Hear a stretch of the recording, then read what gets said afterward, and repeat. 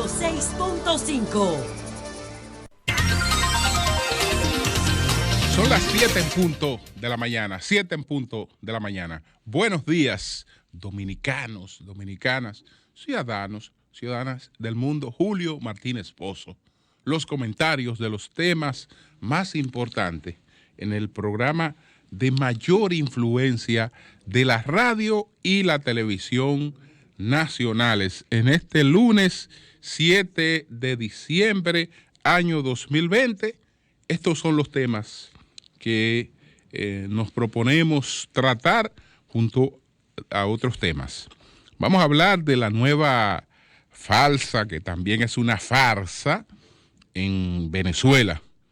Los debates de las medidas de coerción del denominado operativo Antipulpo. Y vamos a hablar un poco de la situación del Lavallato, del Lavajato, que se encuentra en muy mala hora.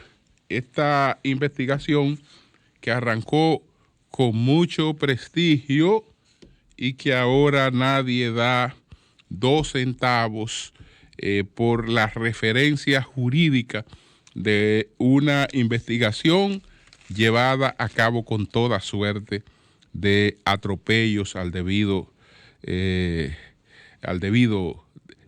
proceso. Entonces, señores, miren, además de estos temas, algunas informaciones muy tristes que compartir con ustedes. Lamento mucho el fallecimiento del doctor José Armando Rodríguez Espaillat. El doctor José Armando Rodríguez Espaillat, un destacado abogado, fue el presidente del Banco de los Trabajadores cuando existió el Banco de los Trabajadores en la República Dominicana, un cooperativista también, y entonces muy amigo nuestro, muy amigo de mi padre, muy amigo mío y de mi familia, que siempre pues compartíamos. Lamentablemente se produjo su fallecimiento, el doctor José Armando Rodríguez Espaillat. Estará siendo velado hasta las 12 del mediodía en la funeraria Blandino, y luego pues se producirá su cristiana sepultura en el cementerio Cristo Redentor, unido pues al dolor de todos sus hijos y de su esposa por la lamentable partida del doctor José Armando Rodríguez Espaillat. También lamentar el fallecimiento en Uruguay del expresidente, distinguido médico, doctor Tabaré Vázquez. Con el doctor Tabaré Vázquez llegó al poder en el año 2005 una coalición de izquierda denominada Frente Amplio. Y después del doctor Tabaré Vázquez hubo otros presidentes, entre ellos el presidente Mujica, pues fue presidente por esta coalición que su primer presidente en llegar al poder fue el doctor Tabaré Vázquez. Entonces el doctor Vázquez gobernó del 2005 al 2010 y también gobernó del 2015 al 2020. Entonces estaba en convalecencia desde hace tiempo, y ayer se produjo el fallecimiento en Uruguay del expresidente doctor Tabaré Vázquez, que tenía 80 años de edad. Entonces, eso es lo que tiene que ver con estos fallecimientos. También hay otras informaciones. Ustedes saben que este fin de semana hubo elecciones tanto en el Colegio de Abogados de la República Dominicana como en el Club Deportivo Naco. En ambas instituciones pues fueron reelectos sus actuales presidentes. En el Colegio de Abogados, el hombre que seguirá al frente del Colegio de Abogados es el doctor Surún Hernández. El doctor Surún Hernández fue reelecto como presidente del Colegio de Abogados de la República Dominicana. Y en el Club Naco, ganó las elecciones ampliamente el doctor Lucho Pou, su actual presidente, que prácticamente no ganó todas las mesas según una relación que veía aquí de las votaciones llevadas a cabo con una metodología que otros gremios profesionales y clubes deportivos y culturales como el Club Naco y otras entidades deberían imitar esta metodología mediante la cual se llevaron a cabo las votaciones en el Club Naco en tiempo de pandemia. El que fue a ejercer el voto en el Club Naco no tenía que exponerse al contacto prácticamente con nadie. ¿Por qué? Porque las personas iban y desde sus vehículos pues ejercían el voto y se retiraban. Entonces se habilitó el edificio de parqueos del Club Naco para las votaciones, y desde desde la mesa 1 hasta la mesa 7, entonces las personas iban a cada piso, primero subían a la parte final del edificio de parqueo, de ahí se devolvían para cada quien entonces tomar el piso que le correspondía, la fila del piso donde le correspondía ir a votar. Si usted estaba en el piso 2, pues descendía hasta la fila del piso 2, o hasta la del 3, o hasta la del 4, o hasta la del 5, o hasta la del 6, o hasta la del 7. Entonces, pasaba su cédula y su carnet desde el vehículo, hacían las comprobaciones del lugar. Usted entonces se paraba en un lugar un poquito más adelante de la urna. Después que hacían las comprobaciones los delegados, venía una joven con la urna, le pasaba su boleta, ella miraba para otro lado, usted la marcaba, la doblaba en 4 y para su casa, sin cero aglomeración en el lugar, cero aglomeración como ocurre en los procesos electorales, que a los dominicanos nos encanta estar ahí velando las urnas, agitando, viendo quién llega a votar, tratando de conquistar votos a última hora, cuando yo creo que todo eso es innecesario, porque el que sale a votar, yo creo que ya va con una idea clara de qué es lo que va a hacer. Entonces felicitamos al Club Naco por esta elección, por la metodología, y a Lucho Pou por haber alcanzado de nuevo pues un espaldarazo de los naqueños para continuar al frente del Club Naco. Entonces, señores, miren, en Venezuela se llevó a cabo una farsa. No le llamo farsa, sino falsa, porque la farsa es una escena cómica, y hablar de comedia frente a la tragedia de Venezuela, pues no me luce nada gracioso. Hablar de comedia frente a lo que vive ese país no es nada gracioso.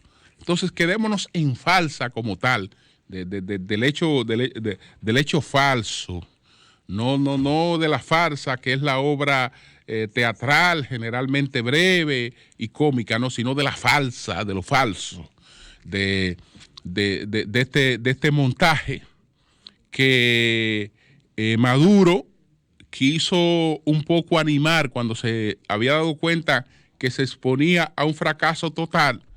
Entonces él se puso en juego y planteó que si los resultados no eran favorables, él se iba.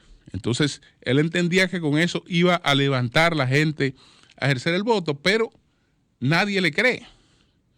Nadie le cree y todo el mundo sabía que el propósito era utilizar esas votaciones para continuar imponiéndole a Venezuela la tragedia que significa ese régimen para ese país. Y entonces, señores, más del 80% pues le dio la espalda a esa convocatoria. Totalmente la espalda a esa convocatoria para escoger un nuevo parlamento, pretendiendo sustituir el parlamento dominado por la oposición, hecho prácticamente en las últimas elecciones libres que se celebraron en Venezuela. Entonces, ya veremos cómo se presentan los números de lo que ocurrió en Venezuela. Ya veremos, porque hay que esperar el 20 de enero la juramentación del presidente Biden, porque parece ser que esta será una de las reivindicaciones que se ha reservado para Biden. La negociación que permita a los venezolanos reencontrar el camino del progreso. No es que la democracia per se sea pues un sistema que resuelve los problemas, pero previene de grandes debilidades. Y una tragedia como la que vive un país con más de 4 millones de personas con capacidades para la actividad productiva, preparadas para la actividad productiva, que se han tenido que dispersar por distintas partes del mundo.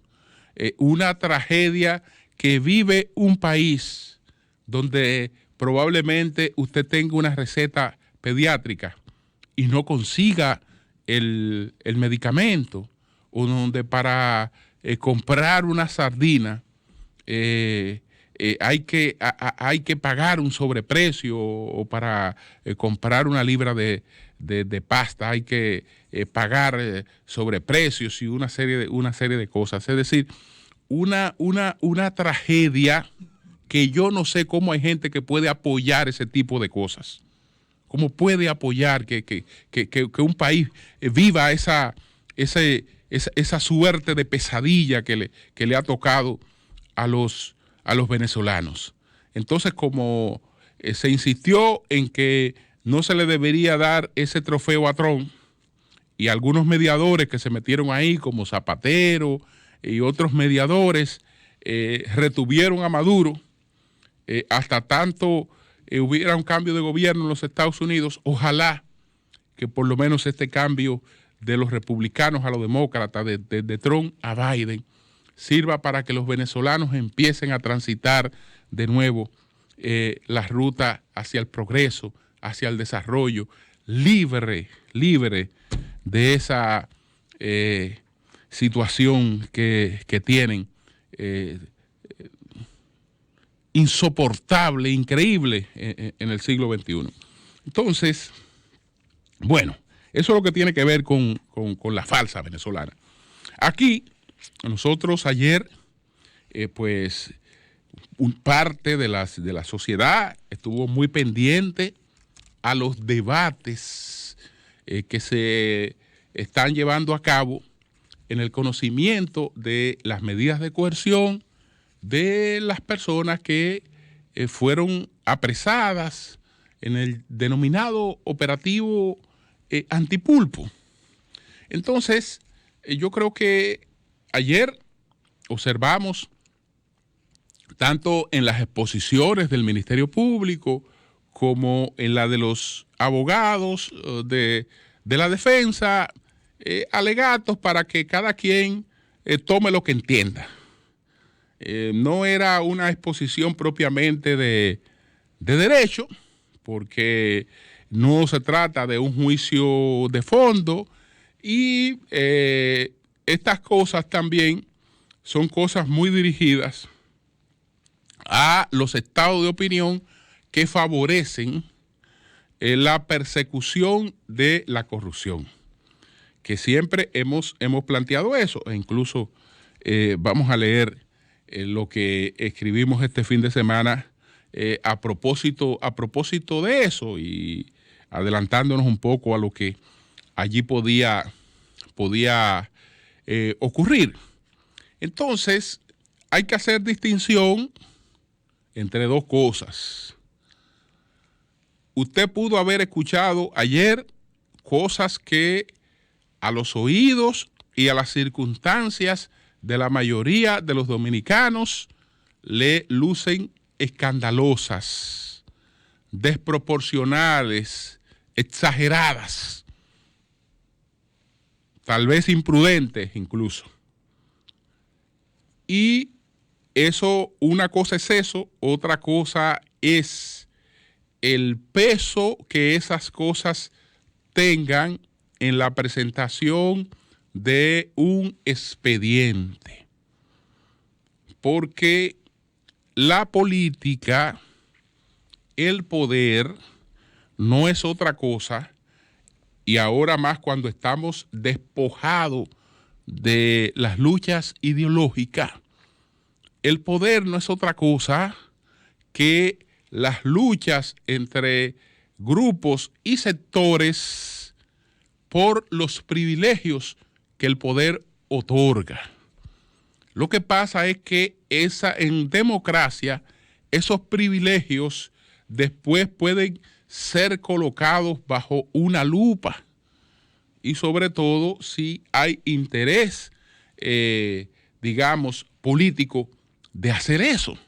Entonces, por eso es que hay que tomar en cuenta que todo lo que se realiza, todo lo que se hace, en algún momento puede ser colocado bajo el examen público.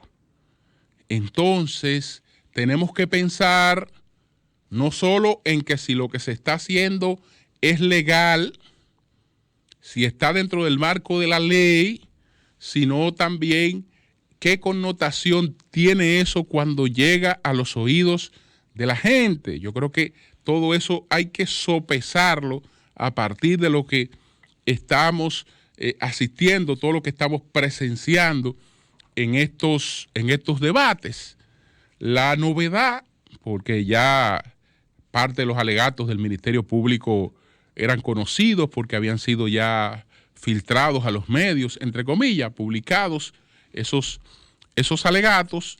La novedad es que uno de las personas que fue objeto de apresamiento y de medidas de coerción llegó a un acuerdo con el Ministerio Público, lo que se llama una delación premiada, para reducir las posibles consecuencias en su caso y entonces favorecer la investigación, que fue el caso del señor Hermosén, que fuera Contralor General de la República. El propósito fundamental de toda esta investigación es demostrar que el principal de los imputados en este caso, que es el señor Alexis Medina, hermano del presidente Danilo Medina, pues se servía con la cuchara grande de manera favorable en instituciones públicas. Entonces, el señor Hermosén ofreció un testimonio que es cónsono con esa teoría, con lo que pretende demostrar allí el Ministerio Público. Y en base a eso ya el Ministerio Público solicitó que el señor Hermosén, la prisión que se le establezca sea una prisión domiciliaria. Es decir, que como quiera él sería objeto de prisión en la solicitud del Ministerio Público. Ahora todo esto ha quedado, digamos, a la decisión del juez, que todavía continúa esta tarde, porque el proceso no pudo concluir anoche. Esta tarde el juez Alejandro Vargas ha convocado a partir de las 2 de la tarde para continuar con el conocimiento de la medida de coerción, y yo creo que tenemos todo que esperar su decisión. Esperar su decisión y respetar su decisión. Yo creo que este es un juez que tiene una trayectoria, que ha demostrado que el populismo no le conduce.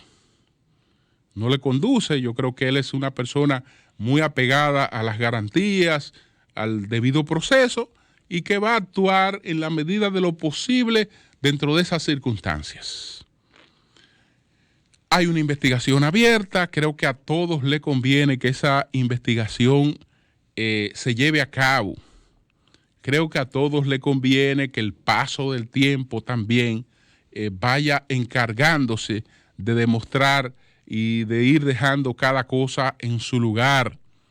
Comprendo el momento que viven los que están allí imputados y los que pudieran ser imputados en el futuro. Son situaciones sumamente difíciles, las propias que ya pues han padecido, pero hay que aguardar ahora por el criterio del juez en este sentido, que en uno u otro lado no sería ni absolutorio ni condenatorio, porque hasta ahora lo que se está determinando es si esas personas representan peligro de fuga o si esas personas pueden obstruir la investigación que se estaría llevando a cabo para probar su supuesta culpabilidad. Ya veremos lo que ocurre en ese sentido, pero no nos descuidemos de una situación a la que tenemos que estar atentas, que es la situación de nuestra economía. Entonces, hay un artículo muy interesante que ha publicado en el día de hoy Magín Díaz. Ha vuelto a publicar un artículo, publicó uno hace poco tiempo, y este artículo se titula El presupuesto, el arte de lo posible. Que antes de leerlo, yo había hecho referencia a la cuestión del lavajato, que tal vez no lo analice hoy, lo puedo analizar porque no pierde vigencia ese tema. Voy a leer este artículo. No pierde vigencia ese tema, pero al fondo lo que quiero establecer es que aquella investigación de gran prestigio internacional que acabó con la economía de Brasil, que derrumbó las principales empresas de Brasil, hoy es una de las cosas más desacreditadas que haya y vergonzosas que haya que se hayan conocido en la justicia.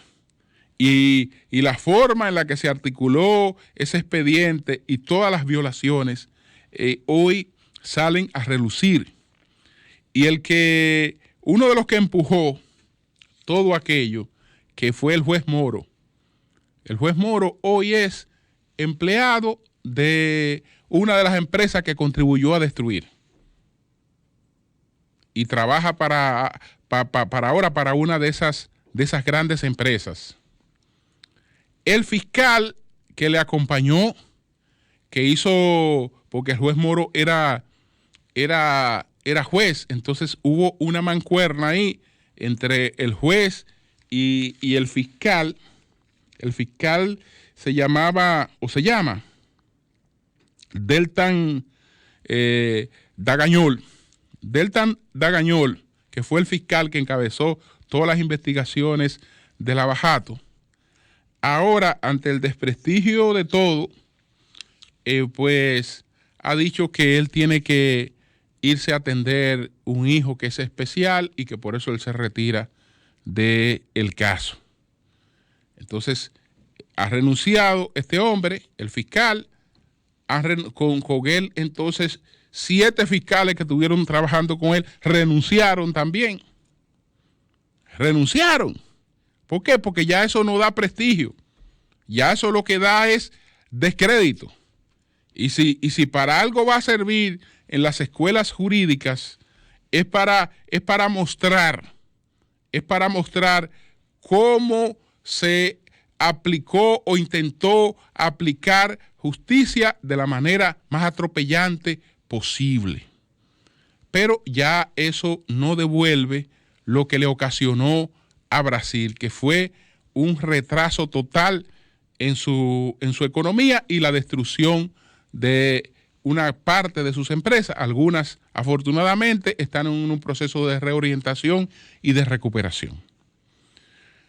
Entonces eso. Pero también, ¿qué pasó con el señor Baltasar Garzón? Aquí no hay dos jueces en el mundo que hayan reunido más aplauso que Garzón en primer lugar y Moro en segundo lugar. Bueno, por el prestigio jurídico de Garzón, no se da medio centavo. No se da un bolívar venezolano, que es una de las cosas más devaluadas del mundo, por el prestigio hoy jurídico de Garzón, que ustedes saben que fue excluido del sistema judicial y de cualquier tipo de servicio público por 11 años, pero del sistema judicial de manera permanente. Y hoy Garzón no es otra cosa que un signo de vergüenza para la forma de administrar y hacer justicia. Y fíjense que son los dos jueces más aplaudidos que usted haya podido encontrar en el mundo. Y fíjense cómo estos jueces han terminado. Entonces, bueno, pero la economía, señores, que de esto es que dependemos, no la descuidemos, mantengámonos observándolo todo, porque esto es muy importante. Entonces, el presupuesto, el arte de lo posible, se titula este artículo de Magín Díaz. En un contexto mundial de crisis sin precedentes, las nuevas autoridades sometieron su proyecto de presupuesto para el año 2021 con un déficit proyectado del 3% del PIB. Si analizamos los grandes números presentados en el documento, vemos cosas interesantes. El presupuesto 2021 es muy parecido al presentado inicialmente en 2020 por el gobierno anterior, tanto en cifras como en los articulados de la ley. Por ejemplo, el aumento en los gastos totales se explica por el repunte del pago de los intereses proyectados y la caída del gasto de capital se explica por un aumento de casi la misma magnitud en las transferencias corrientes. Esto refleja una gran realidad. No hay mucho margen para bajar el gasto del gobierno. Cuando el gobierno habla de ahorro, dice Magín Díaz, en realidad se refiere a reasignaciones de gasto. Se le quita a uno y se le pone a otro. Y estas suman unos 16,000 millones de pesos en el presupuesto presentado, monto que dista mucho de los más de 100,000 millones que algunos entienden factible alcanzar. La reasignación de gasto es el paso inicial que puede ayudar a mejorar su eficiencia, pero no es tan grande como se pensaba debido a la rigidez del gasto, ni es un ahorro que mejorará las cuentas agregadas, aunque sí es un paso necesario para eliminar duplicaciones o duplicidades, derroches y gastos superfluos. En defensa de la actual administración, es justo decir que el tiempo transcurrido entre la toma de posesión y la fecha de presentación del presupuesto es de apenas unas semanas y el gobierno cumplió a cabalidad los plazos estipulados en el marco legal.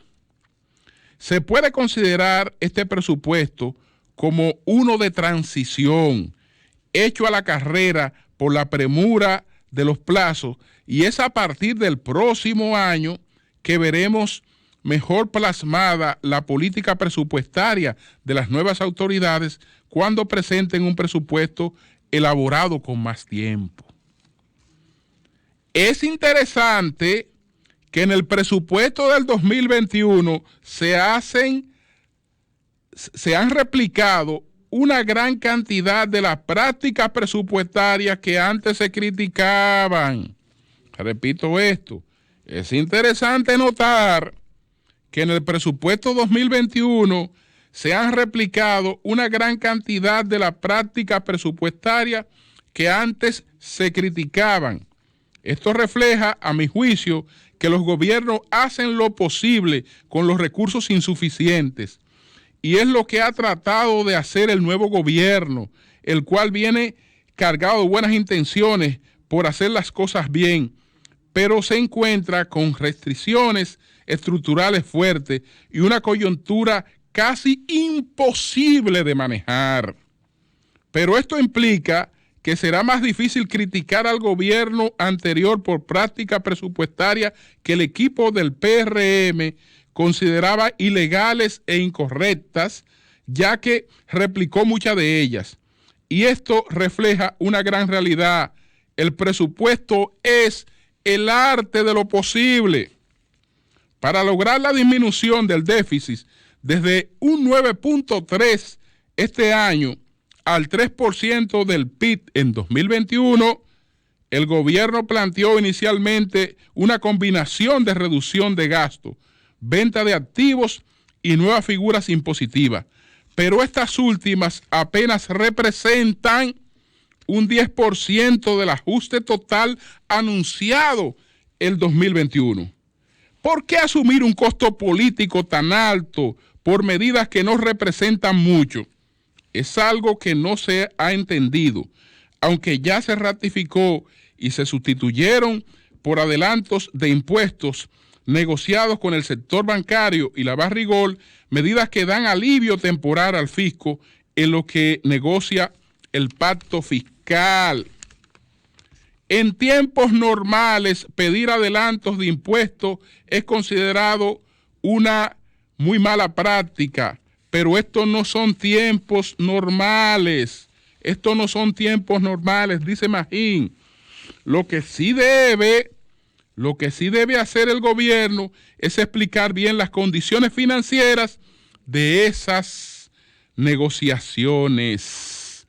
Y por ahí sigue este artículo tan interesante sobre el presupuesto. Estemos atentos a todo, pero no descuidemos lo fundamental que es la economía, y estamos ante una etapa en la que evidentemente estamos expuestos a situaciones sumamente críticas. Cambio y fuera.